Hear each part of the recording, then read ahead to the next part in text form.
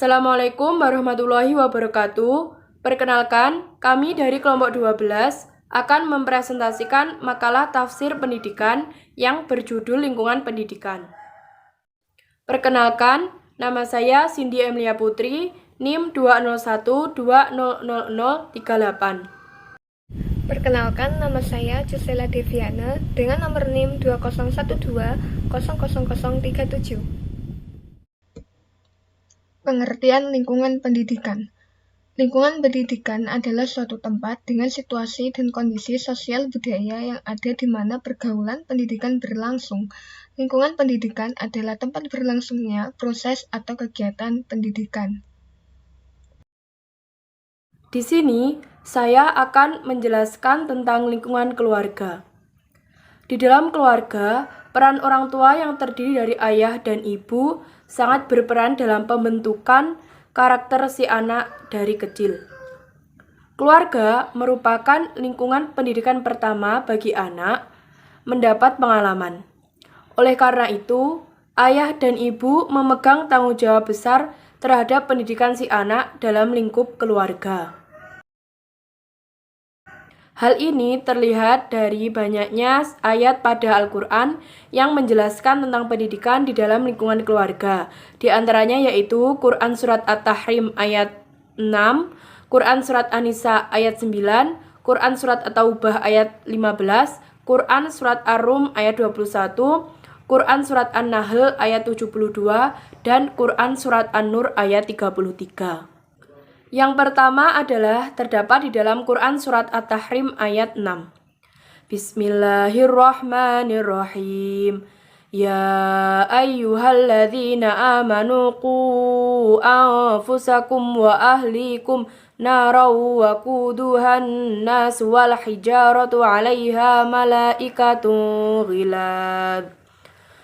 Alaiha malaikatun ghiladzun shidadun la ya'sunallaha ma amrahum wa yaf'aluna ma yu'marun. Shadaqallahul azim. Yang artinya, hai orang-orang yang beriman, peliharalah dirimu dan keluargamu dari api neraka yang bahan bakarnya adalah manusia dan batu. Penjaganya malaikat-malaikat yang kasar, keras, dan tidak mendurhakai Allah terhadap apa yang telah diperintahnya kepada mereka dan selalu mengerjakan apa yang diperintahkan. Surat At-Tahrim ayat 6 ini menjelaskan bahwa pendidikan dimulai dari rumah atau keluarga. Orang tua sangat berperan penting dalam pendidikan anaknya saat usia kecil dan memiliki tanggung jawab besar untuk memberikan bimbingan, nasihat, dan pendidikan yang baik. Diharapkan dari rumah tangga itulah mulai menanamkan iman dan memupuk Islam, karena dari rumah tangga itu akan terbentuk umat dan selanjutnya akan tegak masyarakat Islam. Keluarga yang rapuh keimanannya, maka sendi-sendi bangunan masyarakat dan bangsa juga akan roboh dan runtuh. Yang kedua yaitu terdapat dalam Quran Surat An-Nisa ayat 9. Bismillahirrahmanirrahim. Wal yakhshal ladzina law taraku min khalfihim dzurriyyatan dhi'afan khafu 'alaihim falyattaqullaha wal yaqulu qawlan sadid. Shadaqallahul azim. Yang artinya, dan hendaklah takut kepada Allah orang-orang yang seandainya meninggalkan di belakang mereka anak-anak yang lemah, yang mereka khawatir terhadap kesejahteraan mereka. Oleh sebab itu, hendaklah mereka bertakwa kepada Allah dan hendaklah mereka mengucapkan perkataan yang benar. Maksud dari Quran Surat An-Nisa ayat 9 ini adalah bahwa Islam memegang teguh prinsip keadilan. Prinsip ini juga ditegakkan dalam memelihara anak-anak yatim, yaitu jangan sampai meninggalkan anak-anak yatim sebagai calon generasi muda berada dalam keadaan lemah, baik dari segi fisik maupun dari segi mental. Pesan ini disampaikan terutama kepada orang-orang yang diberikan wasiat dan menjadi wali bagi anak-anak yang masih kecil. Yang ketiga yaitu terdapat dalam Quran Surat At-Taubah ayat 15. Bismillahirrahmanirrahim. Wa yudhib ghaidha qulubihim wa yatubullahu ala man yasha wallahu alimun hakim. Shadaqallahul adzim. Yang artinya, dan menghilangkan panas hati orang-orang mukmin. Dan Allah menerima taubat orang yang dikehendakinya. Allah Maha mengetahui lagi Maha bijaksana. Surat At-Tahrim ayat 15 menegaskan bahwa peperangan yang dilakukan oleh orang muslim akan membawa kemenangan. Yang dengan kemenangan itu Allah memberikan sebuah kegembiraan dan menghilangkan rasa takut dan cemas. Serta Allah memberikan pengampunan kepada siapa saja yang bertaubat. Yang keempat yaitu terdapat dalam Quran Surat Ar-Rum ayat 21. Bismillahirrahmanirrahim. Wa min ayatihi an khalaqalakum min anfusikum azwajan litaskunu ilaiha. Wa ja'ala bainakum mawaddatan wa rahmah.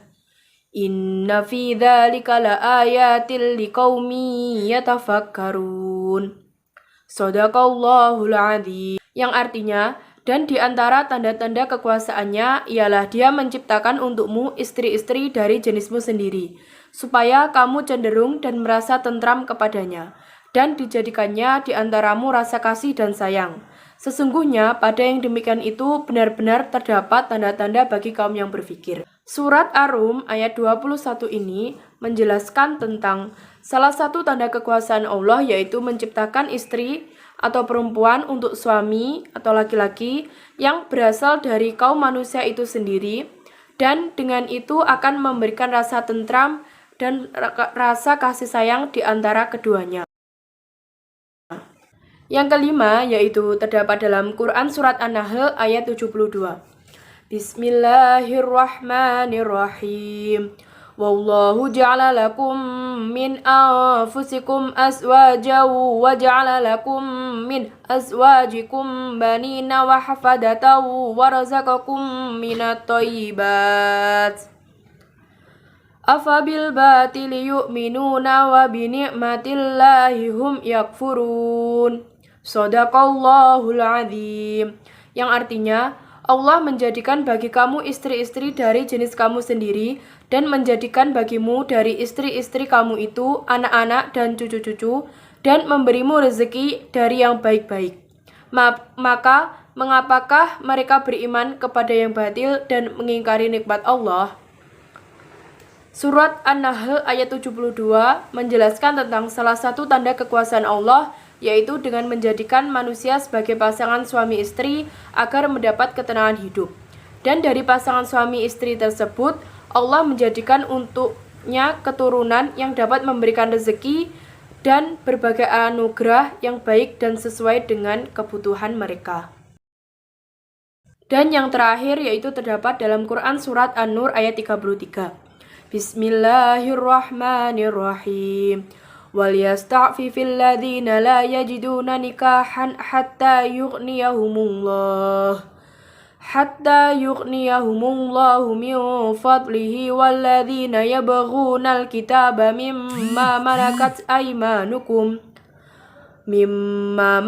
aymanukum fakatibuhum in alimtum fihim khairan wa atuhum mimma lillahi alladhi atakum wa la tukrihu fatayatikum alal migha'i in aradna tahassunan litabtaghu 'aradal hayatid dunya wa may yukrihunna fa innallaha min ba'di ikrahihinna ghafurur rahim.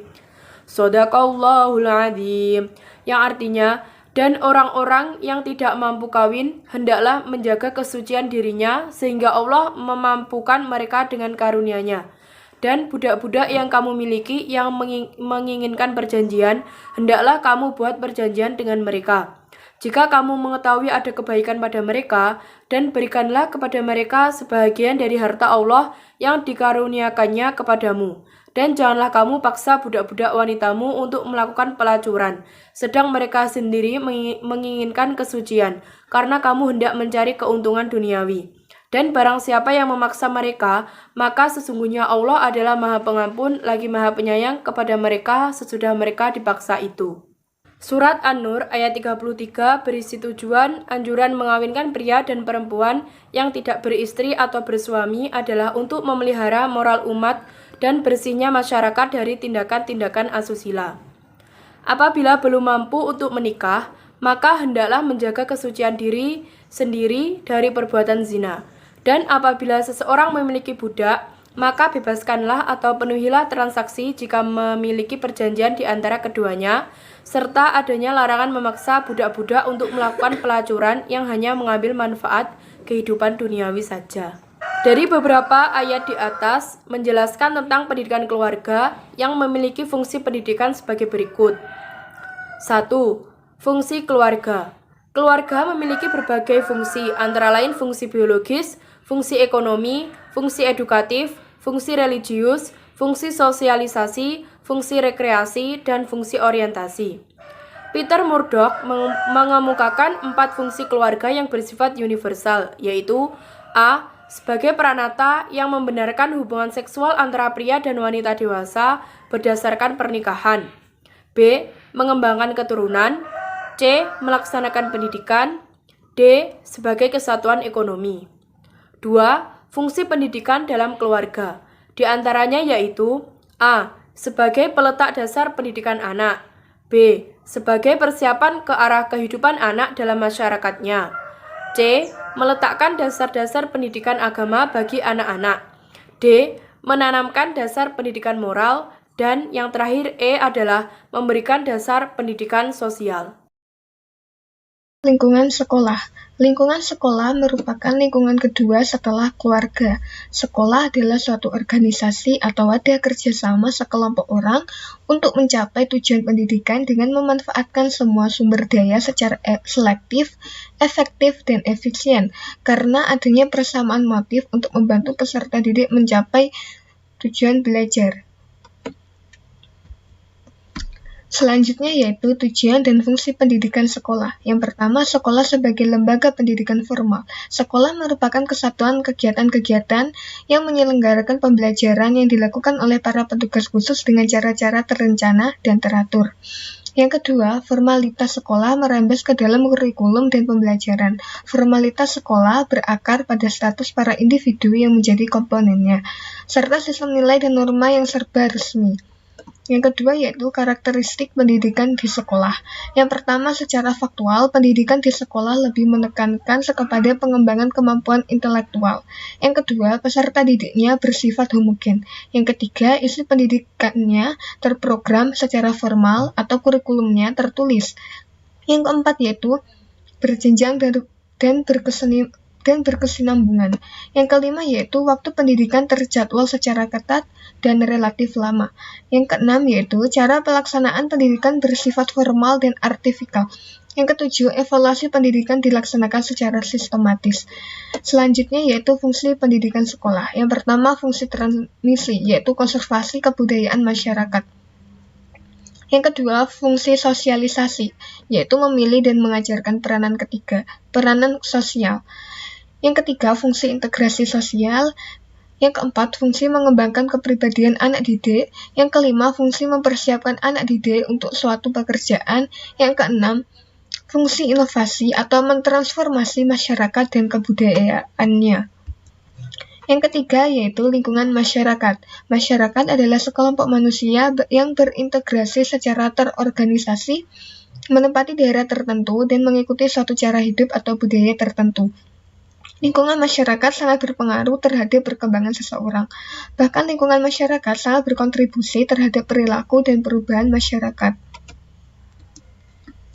Fungsi masyarakat sebagai lingkungan pendidikan yaitu di dalam masyarakat anak-anak belajar tentang nilai dan peranan yang seharusnya mereka lakukan. Anak memperoleh pengalaman bergaul dengan teman-temannya di luar rumah dan di luar sekolah. Karena itu, pendidikan anak dalam lingkungan masyarakat dapat berfungsi sebagai pelengkap, penambah, dan mungkin juga pengembang pendidikan di dalam keluarga dan sekolah. Bahkan dapat berfungsi sebagai pengganti pendidikan di sekolah. Selanjutnya yaitu karakteristik pendidikan di masyarakat. Yang pertama, secara faktual, tujuan pendidikannya lebih menekankan pada pengembangan keterampilan praktis.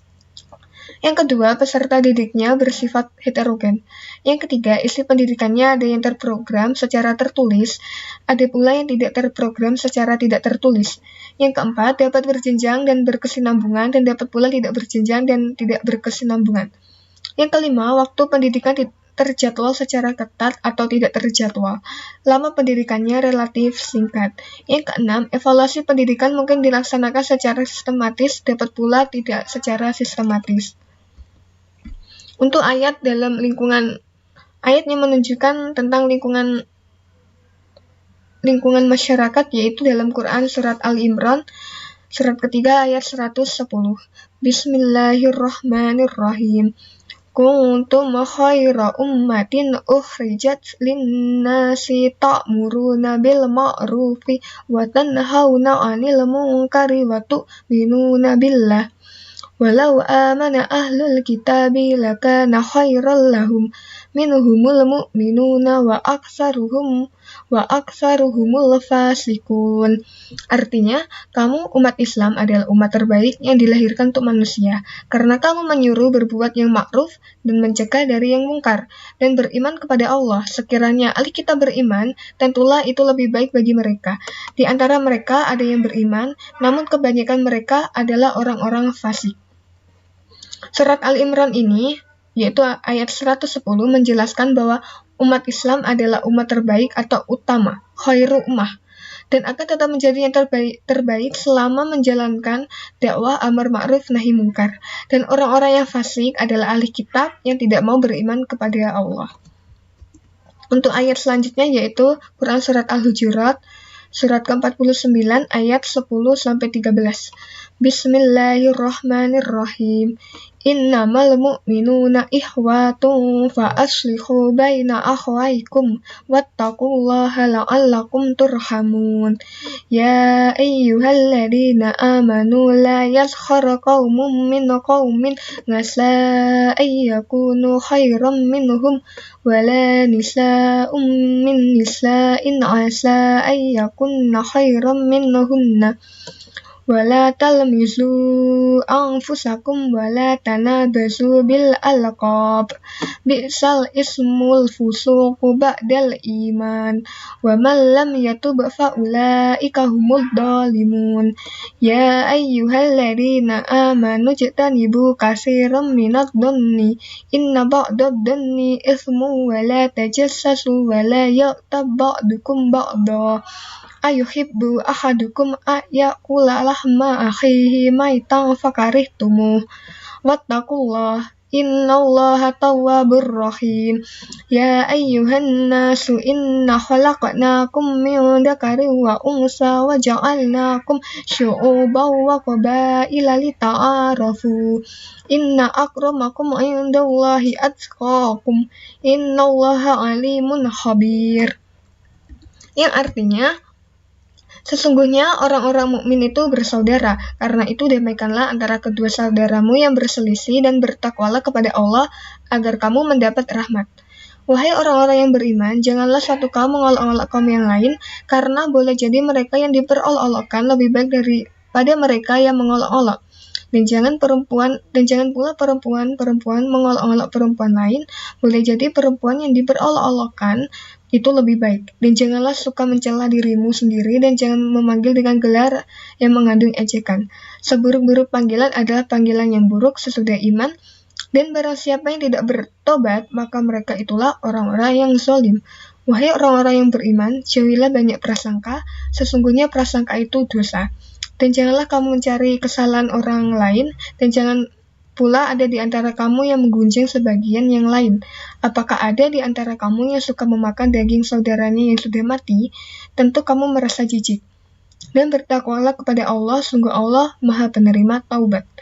Hai manusia, sesungguhnya kami menciptakan kamu dari seorang laki-laki dan seorang perempuan dan menjadikan kamu berbangsa-bangsa dan bersuku-suku supaya kamu saling kenal mengenal. Sesungguhnya orang yang paling mulia di antara kamu di sisi Allah ialah orang yang paling takwa di antara kamu.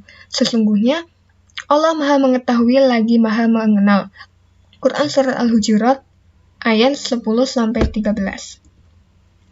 Surat Al-Hujurat ini berisi penegasan bahwa orang-orang mukmin adalah bersaudara. Persaudaraan di antara umat Islam adalah persaudaraan yang dilandasi persamaan akidah dan keimanan. Sedangkan dalam ayat 11 menerangkan tentang larangan mencela orang lain dan memanggil nama atau gelar yang tidak baik antara satu sama lain. Ayat 12 berisi tentang larangan berprasangka buruk, yaitu suudzon. Sebaliknya orang beriman diperintahkan untuk berprasangka baik, yaitu husnuzon. Dan ayat 13 menjelaskan tentang prinsip dasar hubungan antara manusia. Karena itu, ayat di atas tidak lagi menggunakan panggilan yang ditunjukkan kepada orang-orang beriman, tetapi kepada jenis manusia. Ini untuk menegaskan bahwa semua manusia derajat kemanusiaannya sama di sisi Allah. Begitu juga tidak ada perbedaan nilai kemanusiaan antara laki-laki dan perempuan. Manusia diciptakan bersuku-suku dan berbangsa-bangsa untuk saling bertaaruf atau mengenal. Ta'aruf secara baik antara individu satu dengan individu yang lainnya akan berimplikasi pada pola relasi yang saling menghargai dan menghormati antar sesama sehingga menimbulkan kehidupan yang harmonis. Kesamaan status kemanusiaan mendorong manusia untuk berusaha untuk lebih meningkatkan ketakwaan agar menjadi yang termulia di sisi Allah. Ayat ketiga yaitu Quran Surat Al-Ra'd ayat 11. Bismillahirrahmanirrahim. Lahu mu'aqibatum min baini yadayhi wa min khalfihi yahfudunahu min amrillah. Innallaha la yughayyiru ma biqaumin hatta yughayyiru ma bi anfusihim. Wa idza aradallahu biqaumin su'an fala maradda lahu wa ma lahum min dunihi min wal. Artinya, baginya manusia ada malaikat-malaikat yang selalu menjaganya bergiliran dari depan dan di belakangnya. Mereka menjaganya atas perintah Allah. Sesungguhnya Allah tidak akan mengubah keadaan suatu kaum sebelum mereka mengubah keadaan diri mereka sendiri. Dan apabila Allah menghendaki keburukan terhadap suatu kaum, maka tak ada yang dapat menolaknya dan tidak ada pelindung bagi mereka selain Dia. Surat Ar-Ra'd ayat 11 menegaskan bahwa kenikmatan yang diberikan Allah kepada suatu kaum akan berubah apabila kaum tersebut durhaka, dan Allah menegaskan bahwa Allah tidak akan merubah takdir atau nasib suatu kaum apabila mereka tidak berusaha untuk merubahnya, serta perubahan ke arah positif dan negatiflah yang akan menentukan. Itulah presentasi dari kelompok kami. Apabila ada kurang lebihnya, kami mohon maaf. Wassalamualaikum warahmatullahi wabarakatuh.